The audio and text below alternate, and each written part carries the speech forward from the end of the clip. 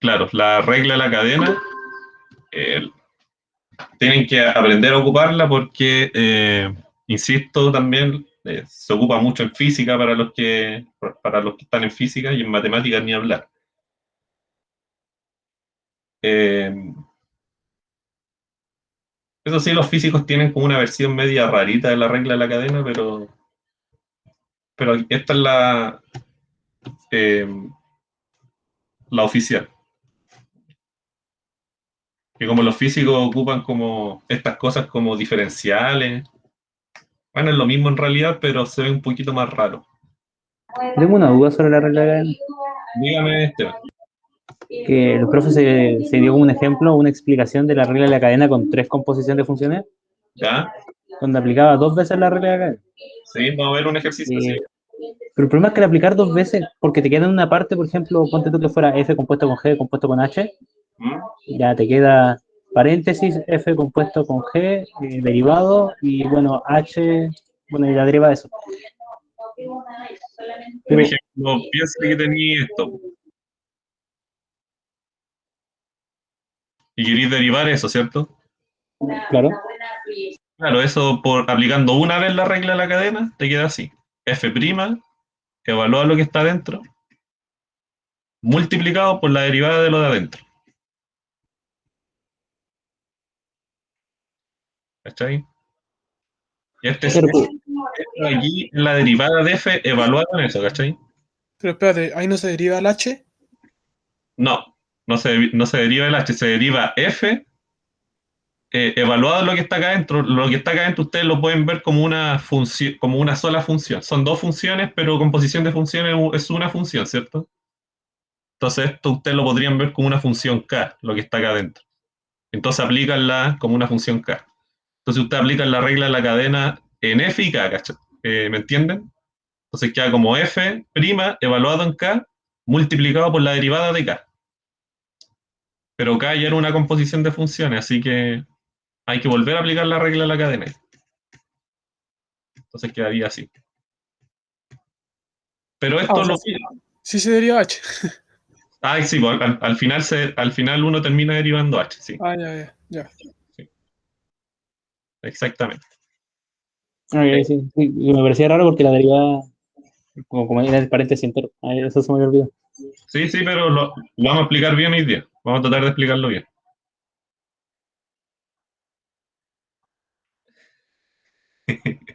Claro, para los físicos deriva igual a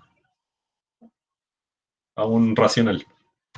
Ya aquí voy a borrar. Entonces, nos vamos a ir al recordatorio. Si estoy grabando, estoy compartiendo pantalla. Voy a ir al recordatorio de ayer, ¿se acuerdan? Eh, entonces, estas son cosas que tienen que aprenderse. La derivada de una suma, acuérdense que se cumple bien esto, con la resta también. Se reparte la derivada en cada sumando, ¿cierto? Y en la resta lo mismo. Recuérdense que el producto y el cociente tenían fórmulas para una fórmula de derivación, que no es tan complicado aprenderse, ¿cierto? En la derivada, aquí cuando yo derivo un producto, derivada del primer factor por el segundo sin derivar, más el primero sin derivar por la derivada del segundo. Como dijo el compañero ayer, es como cuando uno se aprende el binomio al cuadrado, ¿cierto? ¿Se acuerda que uno en el colegio le dicen ya, esto tiene una fórmula que el primero al cuadrado más el doble del primero por el segundo más el segundo al cuadrado? Acá hay que hacer algo parecido, pues hay que aprendérselo como de esa forma. Y si no se lo puede aprender así, bueno, hay que aprender a deducirlo, ¿cierto? Por si en algún momento se lo olvida y no sabe cómo era, lo deduce con la cuestión del límite. Y lo mismo con la división, también tiene su fórmula. Y está ahí. Ya. Eh, ¿Qué más? También vimos ayer la ponderación por escalar, ¿se acuerdan? Cuando multiplicábamos con un número que no dependía de x, una función que dependía de x. Para derivar eso, podíamos sacar la derivada, no le hacía nada, y nos quedaba simplemente la derivada de lo que dependía de x, la derivada de f. También sabemos que la derivada de las constantes es cero. Fíjense que este no es el mismo caso anterior, ¿sí? Porque en el caso anterior tenemos un número multiplicado por algo que depende de x. Acá tenemos la constante nomás, no está multiplicado por algo que depende de x, en este caso. Bueno, está solita, la derivada es cero. Eh, Otra importante, esta que la habíamos visto para los naturales, ¿se acuerdan? Cuando tenemos monomios, que son como las partes de un polinomio, ¿cierto? Para derivar eso, uno puede bajar el exponente y restar uno arriba, y se mantiene la variable. Y yo le adelanté que esto servía en realidad para n real. Y o sea, si ustedes tienen esto,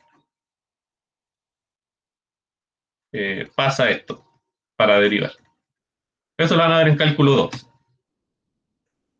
Hoy día lo que vamos a hacer es demostrar que esto sirve para n racional. O sea, si yo pongo acá arriba un racional y quiero derivar esto, entonces pasa lo que queremos, pues baja el exponente y restamos uno arriba. Me esperan un poquito que se metió un gatito callejero a mi pieza, lo voy a sacar.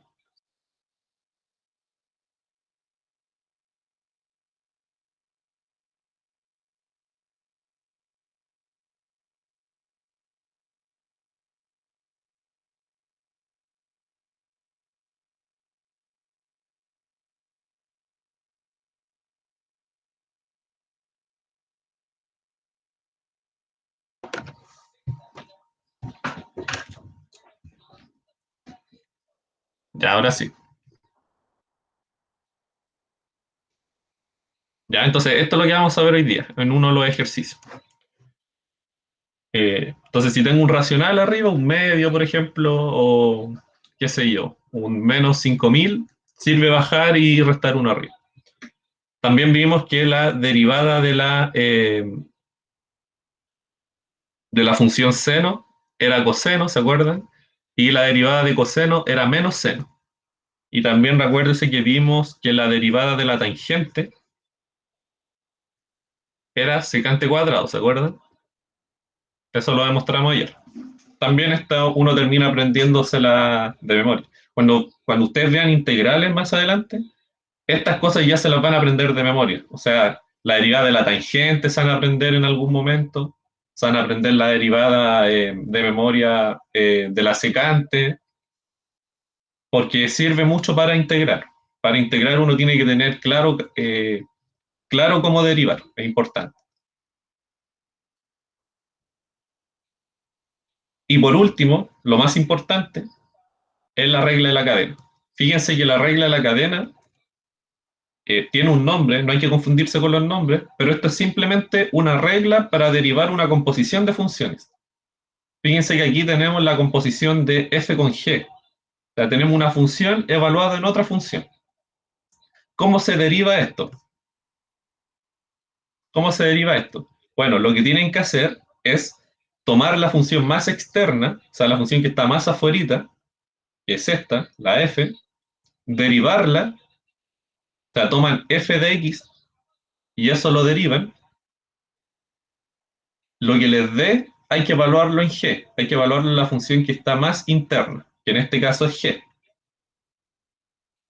Y todo eso lo multiplican por la derivada de la función interna. O sea, van como desde afuerita hacia adentro.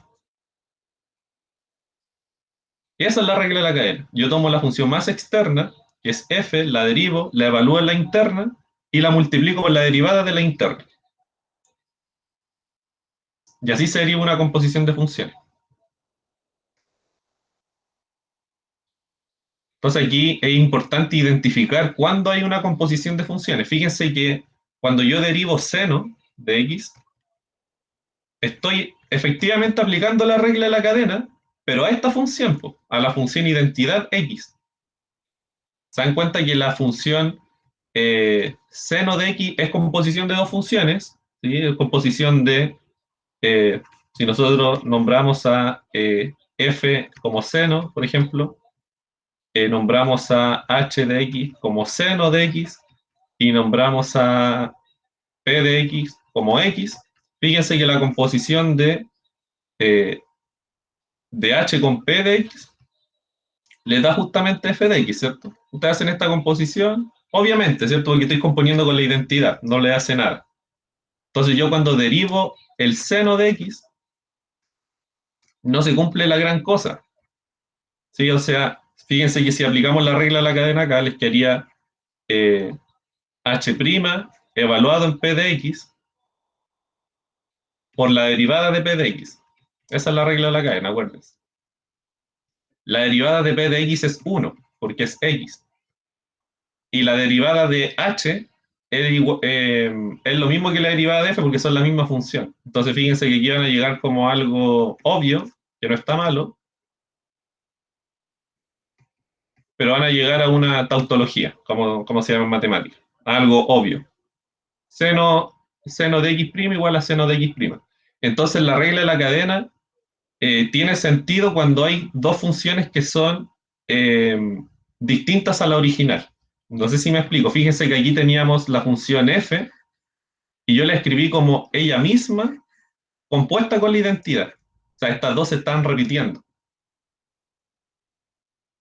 Por ejemplo, si yo hubiera tenido...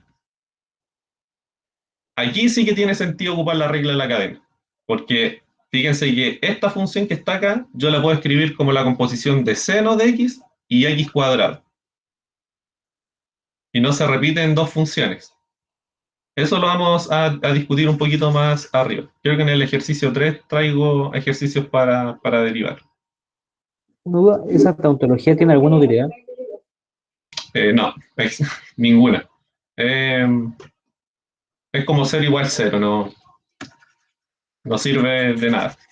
O sea, es algo correcto, pero que no tiene mayor utilidad. Pero la regla de la cadena uno la ocupa cuando tiene esencialmente dos funciones distintas compuestas, en donde una de ellas no es la identidad. Eso es lo importante. Por ejemplo, en los casos como este, y este no es necesario ocupar la regla de la cadena, porque la función que está más interna es la identidad y eso al derivarla me entrega un 1. Estoy multiplicando por 1 afuera, no cambian nada las cosas. Pero hay funciones que son composición de cosas que son distintas. Por ejemplo, fíjense la primera, la A. Fíjense que yo tengo al coseno de X y tengo un polinomio adentro. Ahí ya hay dos funciones que son distintas a la f completita. Tengo al coseno de x, que es distinta a la f, y tengo ese polinomio que también es distinta a la f. Y en esos casos tiene sentido ocupar la regla de la cadena.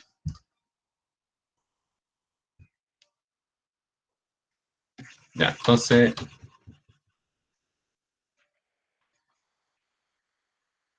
podría ser mejor que partir al tiro con el 3. Sí, voy a partir al tiro con el ejercicio 3. Y no voy a leer la solución, sino que la quiero escribir para definir la función y nos quede más ordenadito. Doctor Claudio, ¿de dónde habíamos sacado que la derivada del seno era el coseno y esas cosas? Esto yo se las dejé como tarea y esta la demostramos en una ayudantía. No sé si te acuerdas que después el otro día tú me preguntaste cómo se demostraba un límite que yo asumí entre medio. Ah, ya, esa misma yo entiendo. Sí, está Entonces, buscando. la ayudantía anterior a eso cuando tú me preguntaste sobre el límite.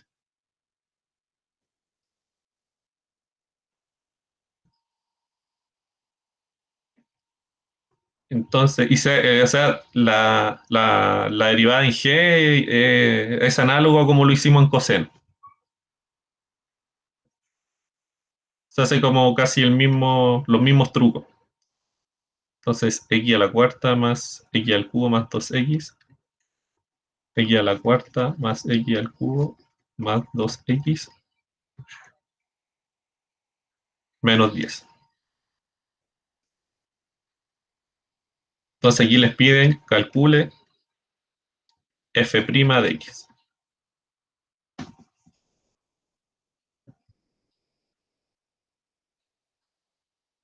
Ya, ¿cómo lo hacemos? Aquí fíjense que tienen que mirar su función y tienen que ver que es composición de dos funciones. Fíjense que yo voy a definir dos funciones. Voy a definir la función h como coseno de x y voy a definir la función p, por ejemplo. Da lo mismo los nombres, como el polinomio que está ahí adentro. Fíjense que si yo compongo estas dos funciones, aquí es importante cómo las compongo, ¿cierto? Tengo que componer h con p, no al revés. Fíjense que si yo hago h compuesta con p, me va a resultar justamente en coseno,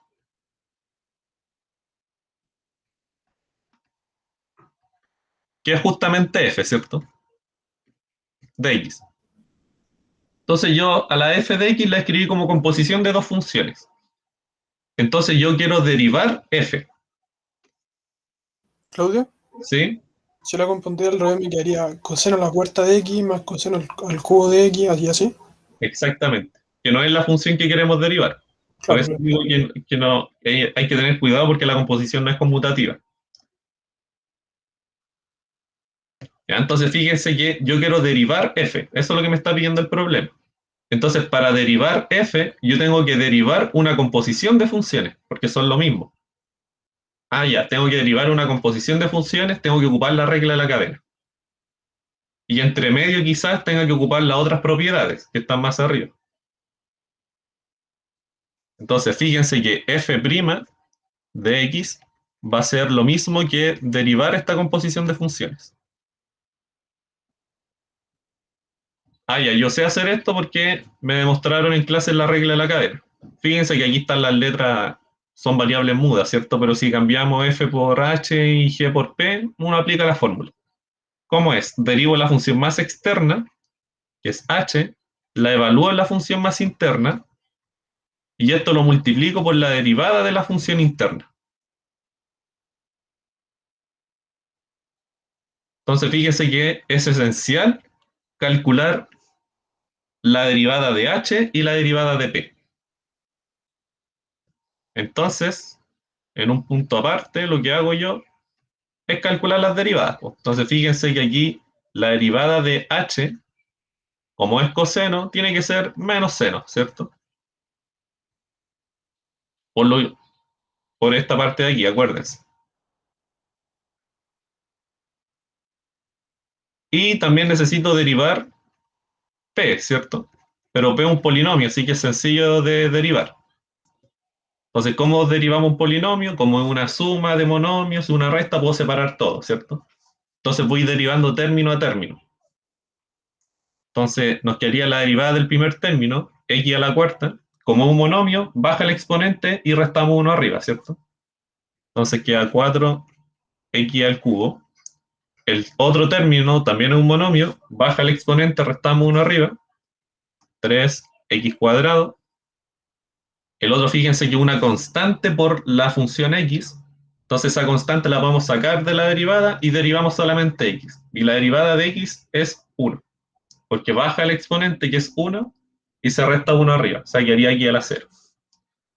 Entonces sería 2. Y la derivada de menos 10, 0, ¿cierto? Por ser una constante. Y ya estamos casi porque ahora es llegar y evaluar, ¿cierto? Entonces fíjense aquí que si ocupo esta información de aquí y sigo, fíjense que voy a evaluar acá. Tengo h' evaluado en p de x. ¿Quién es h'? H' es menos seno de x. Entonces esto nos queda menos seno de p de x, ¿cierto? Porque estoy evaluando h' en p de x. Ya veo ya lo que es p. Yo tengo anotadito más arriba lo que es p y ahí lo reemplazo. Pero voy a seguir reemplazando mientras. P' también lo calculamos. P' es todo esto de aquí. Entonces, todo esto tiene que ir multiplicado por P'.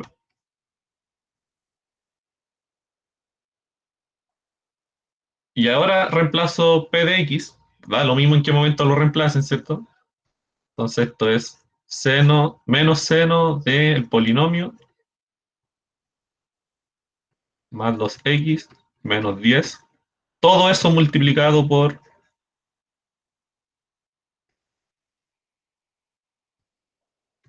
Y esa es la derivada de la función que nos pedían.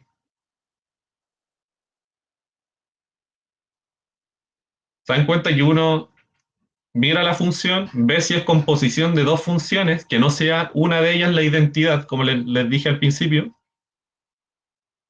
las define, eh, hace regla la cadena, deriva las funciones que definió antes y reemplaza, nada más que eso. Y en el fondo, fíjense lo que uno va haciendo aquí. Lo que uno hace es ver cuál es la función que está más afuera. La función que está más afuera es el coseno, ¿cierto? Entonces yo derivo el coseno y lo evalúo lo que está dentro, sin hacerle nada a lo que está dentro. Entonces, la derivada de lo que está más afuera es menos seno y lo evalúo lo que está dentro. Lo que está dentro no hay que hacerle nada a la función interna.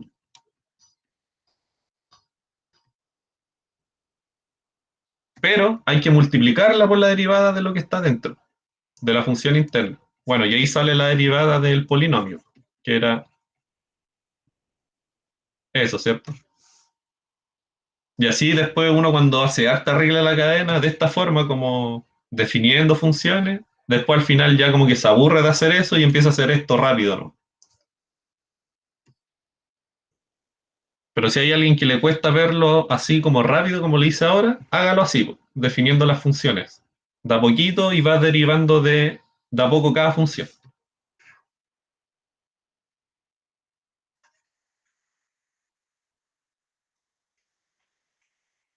Ya veamos la B, que no sé en qué espacio lo voy a hacer. A ver, hay que abrir esto. Ya, entonces,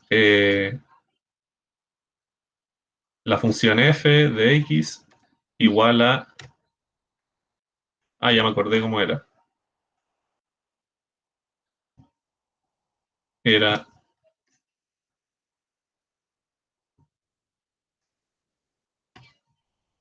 Fíjense que aquí hay varias funciones compuestas. Ya no son solamente dos. Ah, y aquí obviamente les piden calcule f' de x. Fíjense que aquí ya hay tres funciones compuestas. Hay una función que es más externa, que es la función x cuadrado. Hay una función más interna, que es la función seno de x, y hay una función mucho más interna, que es de nuevamente x cuadrado. Fíjense que los voy a escribir acá. Entonces, voy a definir como h de x a la función x cuadrado. Voy a definir a p de x como la función seno de x, y voy a definir nuevamente, como le ponemos k, a la función x cuadrado. Fíjense que si yo compongo estas tres funciones en el siguiente orden, les va a dar justamente f de x. Hay tres funciones compuestas. Entonces, como le dije al Esteban, hay que aplicar la regla de la cadena dos veces ahora, porque son tres funciones. Entonces, a mí me piden calcular f' de x. Eh, entonces, necesito derivar esta triple composición.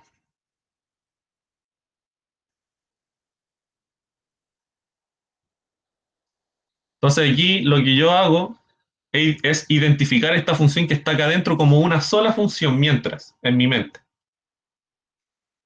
Entonces aplico la regla de la cadena a esas dos funciones, o a la función h y a lo que está en rojito.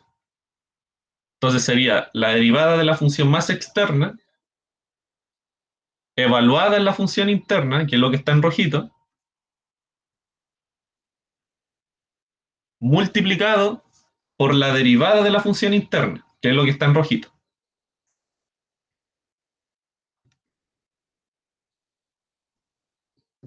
Y fíjense que este segundo factor es nuevamente una derivada de composición de funciones. Entonces hay que aplicarle la regla de la cadena a ese factor ahora. Por eso se aplica dos veces. Entonces el primero queda igualito, no hay que hacer nada, simplemente la derivada de h evaluado en esa otra función, pero en el otro hay que hacer regla de la cadena de nuevo. Entonces derivada de la masa externa, la derivada de p evaluada en la k, por la derivada de k. Y ahora, ¿se dan cuenta? es reemplazar nomás. Derivo estas tres y reemplazo los valores. Entonces voy a derivar h. Fíjense que la derivada de h es la misma que k, ¿cierto? Porque las dos son x cuadrado. Entonces esto es 2x, que es también la derivada de k, ¿cierto? No lo voy a anotar dos veces. Y la derivada de p es coseno de x, ¿cierto? Ahí está. Entonces, estas cositas de aquí las reemplazo en donde estaba desarrollando. Entonces, fíjense que h' yo la conozco, es 2x, por lo tanto esto es dos veces lo que estoy evaluando. Así, ¿cierto? Multiplicado por p', que es coseno de x, o sea, coseno de k de x, multiplicado por la derivada de k, que es 2x. Acuérdense que la derivada de k es la misma que la derivada de h. Y ahora, reemplazo nomás aquí. Yo creo que esto ustedes ya lo saben hacer bien. Entonces serían dos veces p compuesto con k. Entonces p compuesto con k es seno de x cuadrado por coseno de x cuadrado por 2x. Y esa es la derivada. Esa es la derivada de esta función. ¿Sí? Que es lo mismo hacer la derivada de h de p de k de x, todos esos derivados, que la derivada de h evaluado en p de k de x. No es lo mismo, ¿cierto? Porque en la derivada de todo esto, yo estoy derivando ahí una composición de funciones. No, claro, o sea, me refiero a derivar, por ejemplo, en vez de ponerle el h prima, que tú le pusiste al principio, ¿Eh? o sea, ponerle prima a todo eso por ponerle prima a todo lo que está dentro por lo que está dentro de eso, ¿cachai? Eh, a ver, de nuevo, Bruno, ¿en qué parte aquí? ¿O no? Claro, porque creo que lo vimos con el profe de que él derivaba toda la derivaba como f de x, después derivaba p de k de x, después derivaba k de x, ¿cachai? No la evaluaba. Por eso te preguntaba si era lo mismo. Eh, no sé cómo lo vio el profe, pero probablemente sea lo mismo que esto de aquí. Uno va derivando y va evaluando en lo que va quedando adentro. Va como desde afuera hacia adentro, ¿cierto? Fíjense que sí, es lo mismo al parecer. Eh, Tendría que ver cómo lo escribió el profe igual. Pero el tema es que este es el resultado, este de aquí. Y fíjense que si se van a la función que está acá arribita, es lo que les digo, pues uno va derivando desde más afuera y va evaluando lo que va quedando adentro. Fíjense eh, que la función más externa es x cuadrado, ¿cierto? Porque estoy elevando al cuadrado. Entonces, derivar eso es bajar el 2 y restar 1, ¿se acuerdan? Ya, pues y eso fue lo que hicimos acá, pues fíjense. Bajó el 2, ahí está el 2, y se restó 1 arriba. O sea, aquí quedó 2 menos 1 en realidad. Y se evaluó lo que ya estaba dentro. O sea, se dejó igualito lo que estaba dentro, seno de x cuadrado. Después uno sigue, pero hacia más adentro y aplica lo mismo en las funciones que están más internas. Entonces esto es 1, ¿no? Entonces uno sigue avanzando, ya pasé la primera función y sigo avanzando a la siguiente capa, por decirlo de algún modo. Y hago lo mismo con este. La función más externa ahí es seno. La derivada de seno es coseno y lo evalúo lo que está adentro, sin hacerle nada a lo que sigue adentro. O sea, x cuadrado. Y sigo adentrándome a la siguiente capa, que ya es la última, que sería la derivada de x cuadrado, simplemente, que sería 2x. Y así uno más adelante empieza a hacerlo y no hace todo este leseo de definir funciones.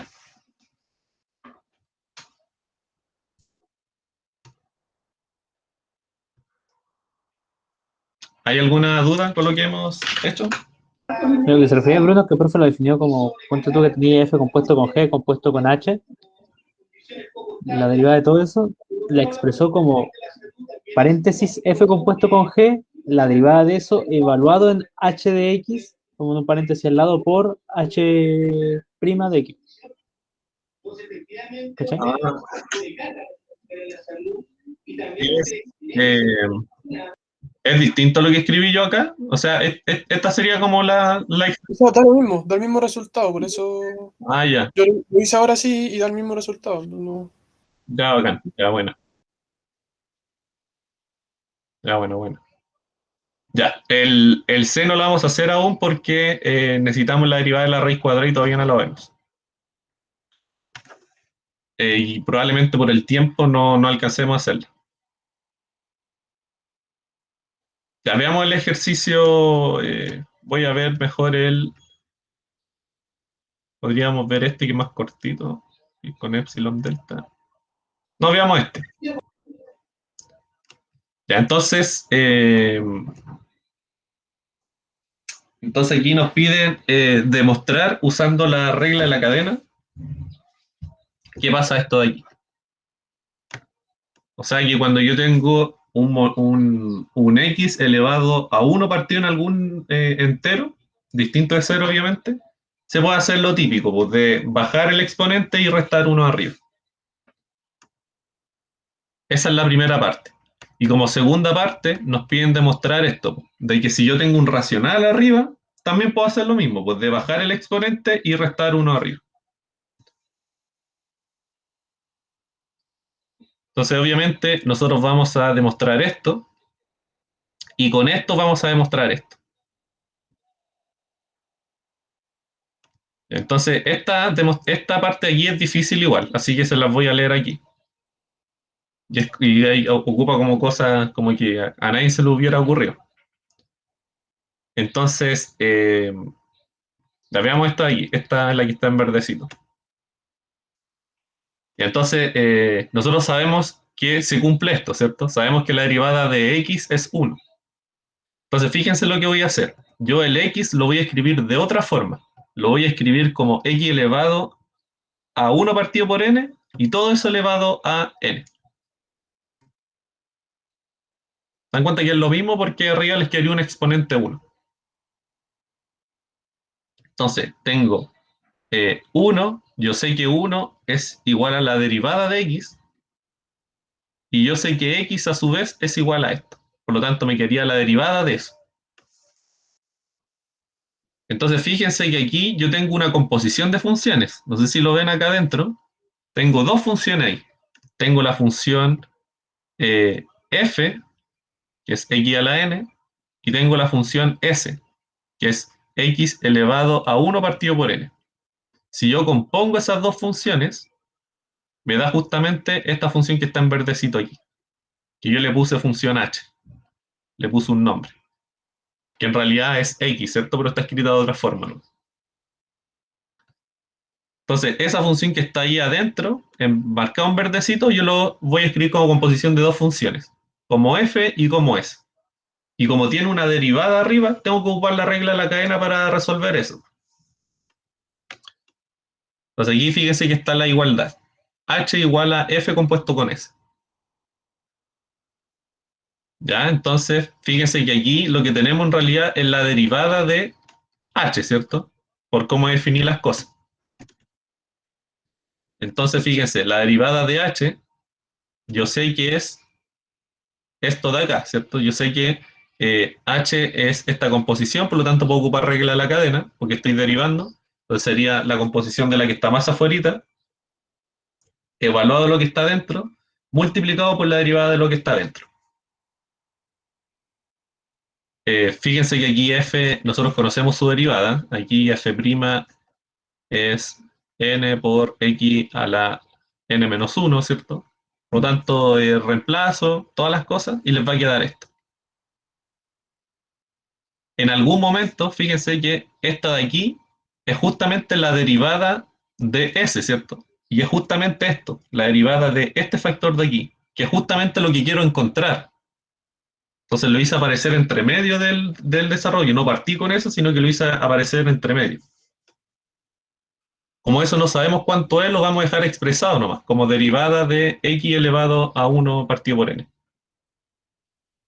Pero esta parte la conocemos, porque la derivada de f la conocemos y es evaluar en s nomás. Y quedaría eso. Y luego quedaría esto acá.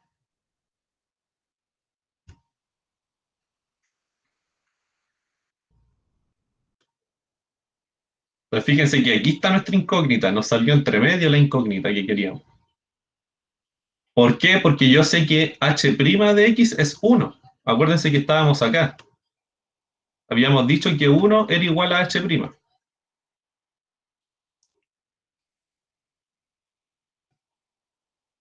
Entonces, voy a tener que todo esto tiene que ser 1. Despejo mi incógnita y voy a llegar a esto de acá. Ahí, si ustedes quieren, lo comprueban en el álgebra, pero es pasar dividiendo esta parte de aquí al otro lado. Y se dan cuenta que de manera implícita llegamos al valor que queríamos, a nuestra derivada. Por eso les digo que esta era un poquito difícil porque a nadie se le hubiera ocurrido partir de acá, ¿cierto?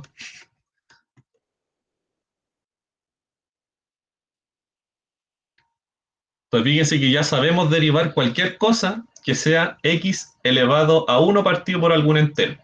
Eso ya lo sabemos hacer, ya lo demostramos, gracias a la regla de la cadena.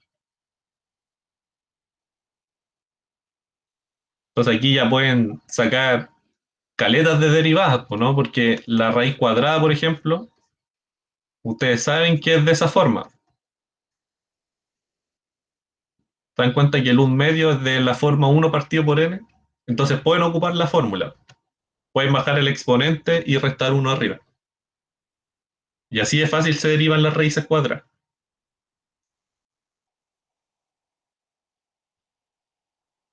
Ya, pero está un poquito más abajo, pongo el desarrollo de eso. Ya, veamos la siguiente parte. Fíjense que ahora nos piden x elevado a un racional. Ya no es lo mismo, ya no es 1 partido por n, sino que elevado a un racional. Entonces, fíjense, queremos buscar esto. Y yo aquí voy a hacer aparecer algo de la forma 1 partido por un entero, para poder ocupar la parte anterior. Entonces, yo eso lo voy a escribir así, fíjense. X elevado a 1 partido por el entero y todo eso elevado al otro entero que es n. Entonces, nuevamente aquí, si se dan cuenta, tenemos dos funciones acá adentro. Tenemos la función, eh, tenemos la función x elevado a n y tenemos la función x elevado a 1 partido por n. Si yo compongo esas dos, me da justamente lo que quiero derivar. Entonces puedo ocupar la regla de la cadena y les quedaría así. La derivada de la masa externa evalúa lo que está adentro por la derivada de lo que estaba adentro.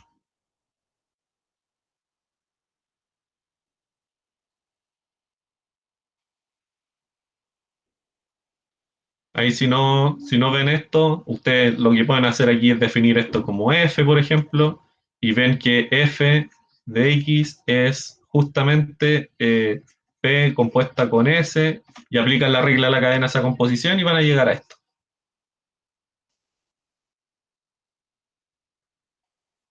Y este factor de aquí nosotros ya lo sabemos derivar por el ejercicio anterior. ¿Se acuerdan que cuando teníamos x elevado a 1 partido por algún entero, se cumple lo clásico de bajar el exponente y restar 1 arriba? Entonces aplico el ejercicio anterior, estábamos aquí, aplico el ejercicio anterior, queda eso, reordeno todo y les va a quedar justamente eso. O sea, cuando yo tengo un racional arriba, también se cumple eso de que baja el exponente y se resta 1 arriba. Insisto, se cumple para cualquier real, pero eso no lo vamos a demostrar este semestre. Entonces ahora ustedes ya pueden calcular la derivada de cualquier cosa, de cualquier x elevado a cualquier racional. Imagínense, pueden calcular la derivada de la raíz quinta ahora, la derivada de la raíz cúbica, la derivada de, no sé, de x elevado a 5000 partido en 2, o partido mejor en 7, para que llegue algo más feo.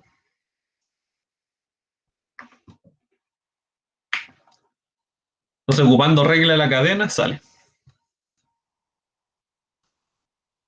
Y entonces fíjense que aquí concluya que la derivada de la raíz cuadrada es eso. Entonces, hacemos lo que les dije. A la raíz cuadrada, busco la derivada de la raíz cuadrada. Yo sé que la raíz cuadrada es x elevado a un medio, ¿cierto? Eso es del colegio. Ah, ya, yo sé que si tengo un racional arriba, se cumple, de bajar el exponente y restar 1. Entonces lo hago. Bajo el exponente y resto 1 arriba.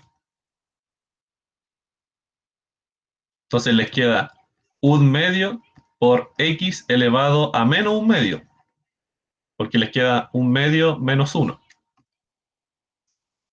Y por propiedad de las potencias, esto es justamente eso de ahí. Y les queda el resultado. Y así se derivan las raíces cuadradas. Y esto también es algo que uno termina aprendiendo. La derivada de la raíz cuadrada es 1 partido en 2 veces la raíz cuadrada. Claudio, ¿Mm? ¿cómo funciona la derivada de las sumatorias? Buena pregunta. De las sumatorias, o sea, si tú tenés sumatoria, uno asume que es una suma finita, entonces desde 1, digamos, de alguna cierta sucesión, si tú quieres derivar esto, entonces va a ser, y asumiendo que lo que está ahí aquí es sumando cosas que dependan de x, ¿cierto? Se va a cumplir esto. O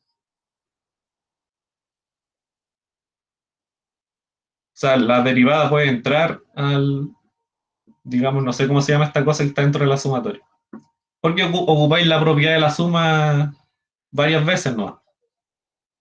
Pero si acá arriba es un infinito, esto no se puede hacer. No se puede hacer, o sea, si este n es un infinito, es una serie, que eso ya es más adelante, esto no se puede hacer. Pero si es una suma finita, sí. Ah, ya, gracias. De nada. Entonces, eso. ¿Se entendió la derivada? A mí me interesa que hayan entendido de que si tienen un x elevado a un racional, para derivar eso, lo que pueden hacer es bajar el exponente y restar 1 arriba. A mí me interesa que aprendan a, de que hayan entendido eso.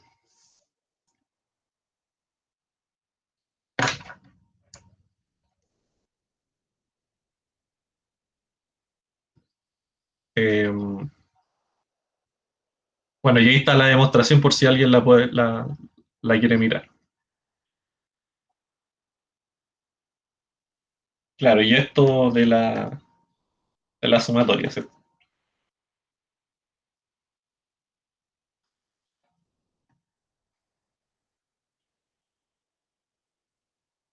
Fíjense que ahora podemos hacer el 6. Fíjense que el C, ¿cierto? Fíjense que la función en la parte C, la función más externa es una raíz cuadrada y la función más interna un polinomio. Por lo tanto, tenemos dos funciones ahí compuestas, ¿cierto? Entonces, fíjense que aquí la f, yo la puedo escribir como la composición de S, donde S es la raíz cuadrada, y de P, donde P es este polinomio de aquí. Entonces, si ustedes componen estas dos, S compuesta con, no sé qué pasó, no sé por qué se abrió eso, S compuesta con P me da justamente f de x. Ahí lo pueden comprobar ustedes, es simplemente evaluar. Entonces, para derivar f, que es lo que me está preguntando el ejercicio 6, tengo que aplicar regla de la cadena. Entonces, regla de la cadena, una composición, derivo la más externa, evalúo la interna, multiplico por la interna, por la derivada de la interna. Y ahora es reemplazar. Fíjense que la derivada de S ya la calculamos, ¿se acuerdan? Que nos dio 1 partida en 2 veces raíz de x. Y la derivada de P Es un polinomio. Aquí ya tienen que volverse expertos en esto. Menos 1.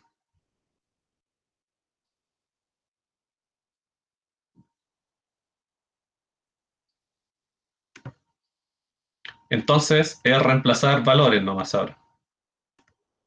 Entonces S' evaluado en P de X. Ya, S' es 1 partido en 2 veces la raíz de X, pero yo estoy evaluando en P de X ahora. Por lo tanto tiene que ser así, ¿cierto? Multiplicado por la derivada de P, y esa es la derivada de la C.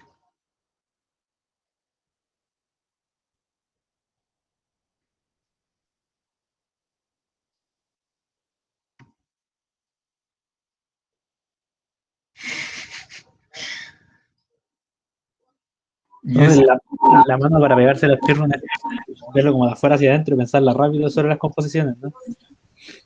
tenéis que uno se arma las composiciones, uno ya hace tanta regla de la cadena en un momento que ya hace como que las composiciones las ve en la mente y las va haciendo solitas. Claudio, ¿Mm? ¿cómo sería el 5? Ah, el 5 es el teórico, ¿cierto? Yo les dije que le iba a traer uno más teórico. Que es como que tiene pin types. Tiene pin, ¿cierto? Por eso mismo lo puse. Ya veamos este. Eh, ya, entonces fíjense que hicimos cosas prácticas solamente, ¿cierto? Ahora volvimos a la realidad, ¿cierto? De los ejercicios con demuestra. Entonces fíjense que aquí tenemos una función derivable. Acuérdense lo que significa ser derivable, que yo puedo calcular la derivada en cualquier punto. Y ahí en realidad no es tan necesario. Necesitábamos que fuera derivable en cero nomás, pero dejemos esa hipótesis más fuerte. Eh, tenemos una función. Pensemos en alguna función que va de RNR. Y derivable, acuérdense que significaba que el límite, ese límite feo, existía para todo valor en este caso en el dominio que es R. ¿Bien? Claudio, ¿Sí? en mi idea tiene una aura S que era f de x menor a x se evaluaba en cero y te da el valor absoluto de cero y f de era de, ¿cómo se llama? Continuo en cero. Aquí un cero. ¿Sí? Yo quedaba Eh, que f de cero tenía que ser cero, una cosa así. no, no, no, no, no, no, no. Estáis confundiendo tus recuerdos. Aquí si ponemos un cero, piensa que aquí si ponemos un cero, pero tú dices poner aquí un f de cero también. Sí, para que f de cero sea igual a cero. Sí, exactamente, eso lo vamos a ocupar un poquito más adelante, pero necesitamos que las x que están cerca de cero también satisfagan esto. Si no, no sirve. Si se cumple solamente para cero, no es derivable. O sea, no es necesariamente derivable en cero. Porque, por ejemplo, voy a poner un ejemplo medio burdo, pero el valor absoluto, si haces f igual al valor absoluto de x, justamente satisface lo que me dices tú, pero no es derivable en cero. Por eso te digo que es necesaria la propiedad de las cercanías del cero también. Ahí se los voy a mostrar un poquito más adelante. Entonces, supongamos esto, una propiedad súper fuerte, de que si yo tomo el valor absoluto de cualquier f de x, yo siempre lo puedo acotar, como se dice, por esto. O sea, algo más concreto, si yo tomo f de 5000, por ejemplo, yo puedo saber que esto es siempre menor o igual a 5000 elevado al cubo. O sea, yo pongo cualquier x acá, la puedo poner acá también. Eso es lo que nos dice esa igualdad. Y lo que nos pide el problema es demostrar que f' evaluado en cero es cero. Difícil igual porque esto no nos da mucha información sobre la derivada, ¿cierto? Esta parte de aquí. Y nos pide mostrar esto que es muy específico, que la derivada en cero me da cero. Sin tener una fórmula para la derivada, ¿se dan cuenta? No, yo no tengo nada, yo no tengo f de x igual a algo aquí. Solamente con la información que está arriba demostrar eso, de que f' evaluado en 0 es 0.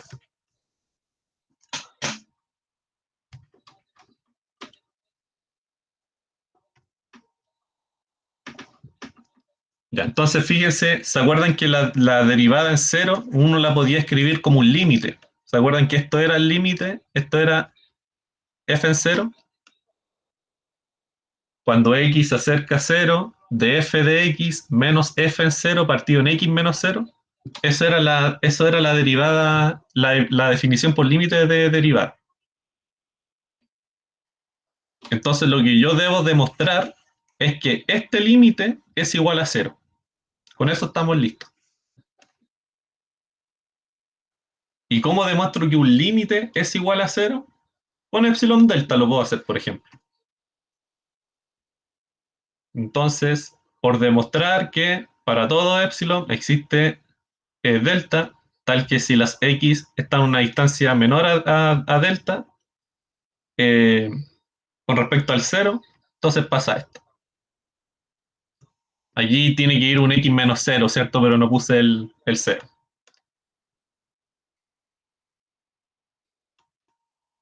Entonces, esto es lo que vamos a demostrar. Vamos a encontrar el delta, como siempre se acuerdan, y después hacer una demostración formal. Ya, aquí hay harta información sobrando, porque de partida ese menos 0 no es necesario ponerlo, ¿cierto? Y hay otra cosa, es que el f de 0 es efectivamente 0, por lo que dijo el Esteban. Fíjense que si nuestra función satisface esto, para todas las x, en particular la satisface para 0, ¿cierto? Entonces yo voy a tener que f evaluado en 0 es menor o igual al valor absoluto de 0 al cubo. Pero el valor absoluto de 0 es 0, por lo tanto esto es 0. Y fíjense que el valor absoluto por definición es siempre mayor o igual a 0, ¿cierto? Entonces, yo voy a tener 0 menor o igual a f de 0 menor o igual a 0. Porque por el otro lado también me quedó un 0, ¿cierto? Igual es la única posibilidad para valor absoluto de f de 0.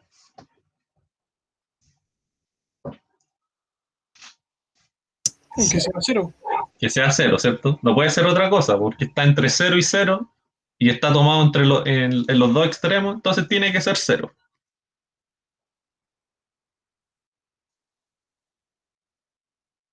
Y el único número que tiene módulo 0, valor absoluto igual a 0, es el 0, por cierto. No hay otro que tenga valor absoluto igual a 0. Entonces necesariamente f de 0 tiene que ser 0. ¿Se dan cuenta que ni siquiera sabiendo cómo es la regla de asignación de la función, yo puedo demostrar que la función evaluada en 0 da 0 solamente sabiendo esto?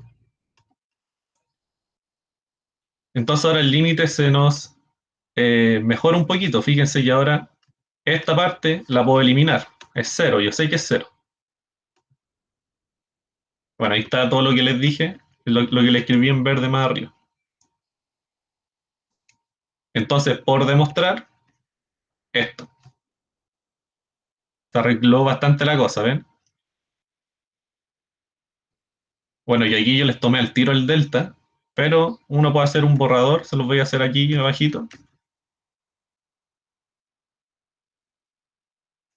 Entonces, acuérdense que nosotros partíamos de acá, ¿se acuerdan? Para hacer el borrador. Entonces, hacemos el borrador. Queremos hacer aparecer eso, ¿se acuerdan? Entonces, voy a ocupar propiedad del valor absoluto. Yo sé que el valor absoluto se separa bien el producto. Y ahora ocupo mi hipótesis. ¿Se acuerdan que lo de arriba era siempre menor o igual a x al cubo? ¿Dónde está? Aquí. Yo sé que el valor absoluto de f de x es menor o igual a x al cubo. Entonces, lo puedo ocupar, po. Lo de arriba me queda x al cubo. Y lo de bajito igual. Cancelo.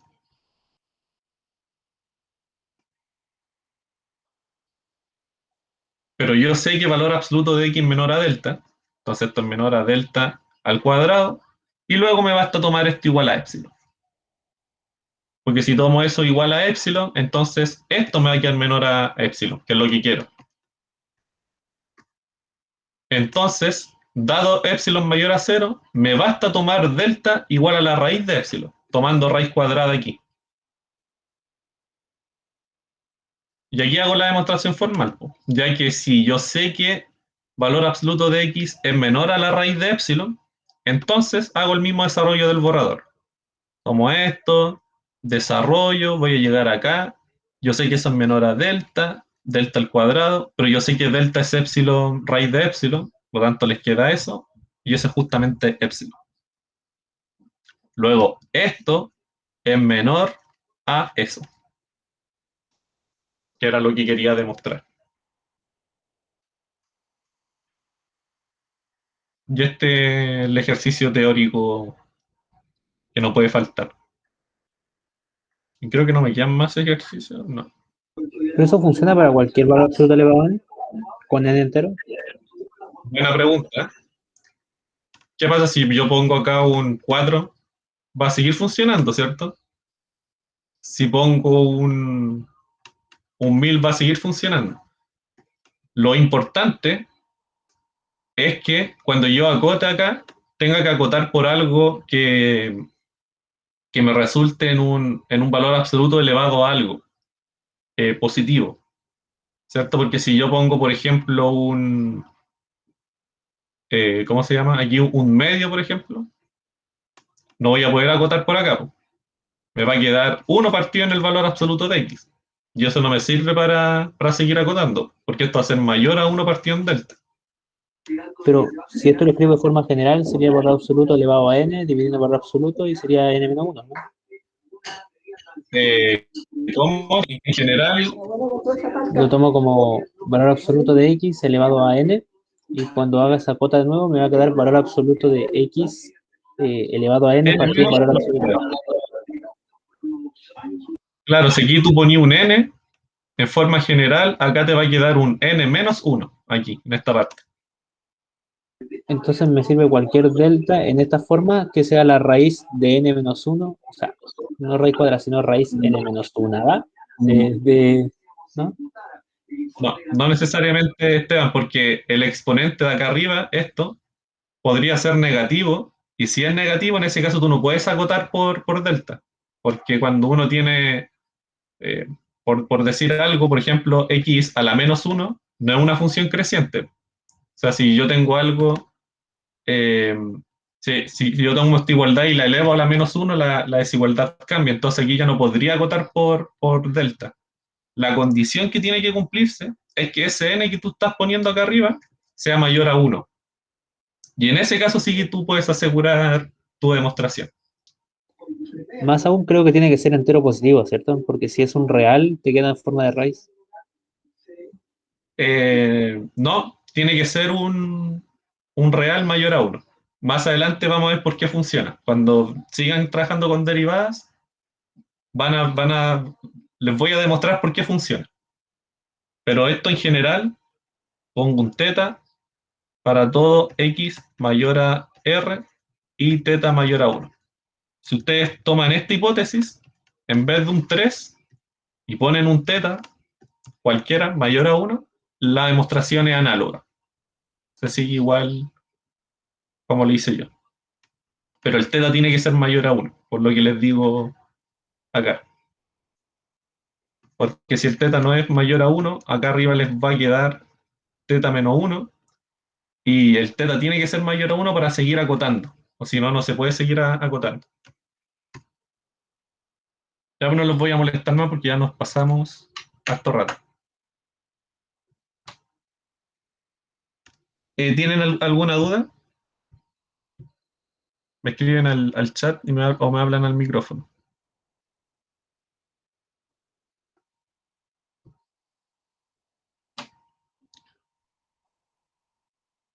Voy a dejar de compartir.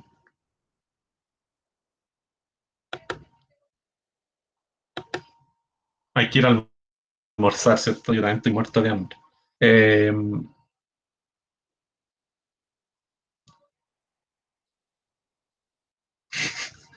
Urge comida.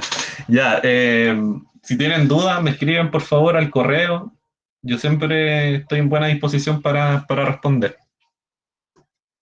Y si no hay duda, entonces nos vemos. Ah, el lunes. Ah, no, no tenemos identidad los lunes nosotros. No hay que. Le iba a decir que el lunes es feriado, pero no hacemos identidad los lunes.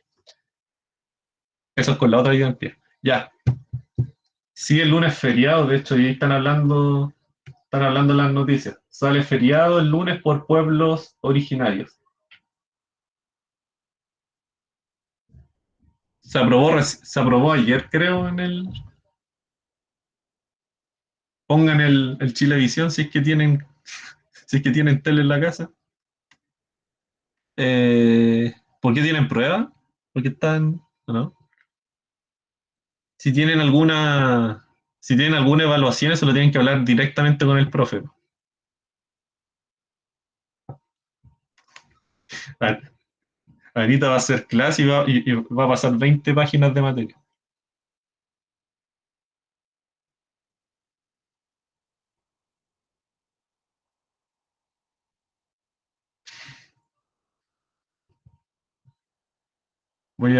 Todavía estoy grabando.